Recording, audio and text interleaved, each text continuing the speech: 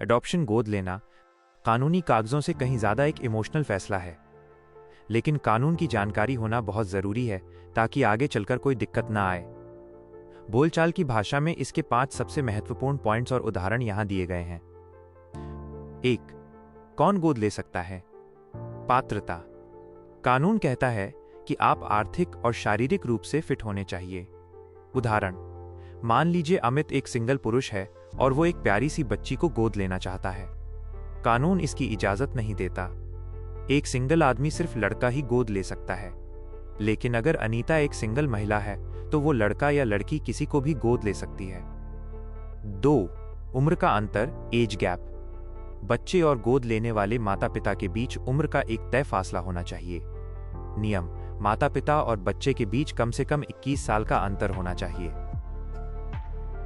उदाहरण, अगर कोई 25 साल का लड़का किसी 15 साल के बच्चे को गोद लेना चाहे तो कानून मना कर देगा, क्योंकि उनके बीच उम्र का अंतर सिर्फ 10 साल है। ये इसलिए है ताकि माता पिता और बच्चे का रिश्ता बना रहे, भाई बहन जैसा न लगे। 3. पहले आओ पहले पाओ, वेटिंग लिस्ट। अडॉप्शन में आप अपनी पसंद का बच्चा ऑर्डर नहीं कर सकते। ये कारा के सिस्टम से चलता है। उदाहरण, राहुल और प्रिया चाहते हैं कि उन्हें सिर्फ 2 साल का गोरा और घुंघराले बालों वाला लड़का ही मिले। सिस्टम में आप अपनी प्राथमिकता, उम्र, राज्य तो बता सकते हैं, लेकिन आप बच्चा चुन नहीं सकते। जो बच्चा लिस्ट में आपके नंबर पे आएगा वही रेफर किया जाएगा। 4. कानूनी रूप से एक समान अधिकार।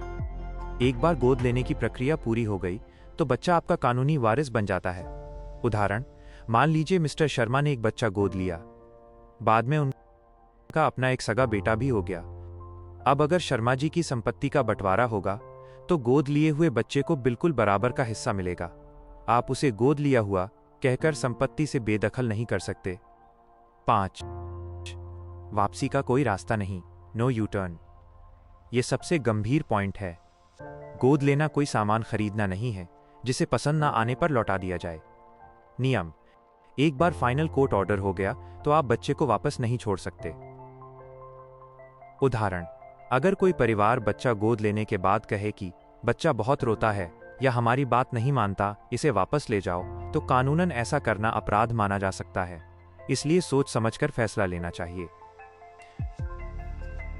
एक जरूरी सलाह, कभी भी किसी अस्पताल या बिचौलिए से सीधा बच्चा न लें।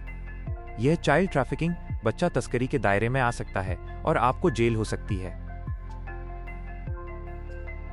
हमेशा kara.nic.in का लिंक के जरिए ही आगे बढ़ें।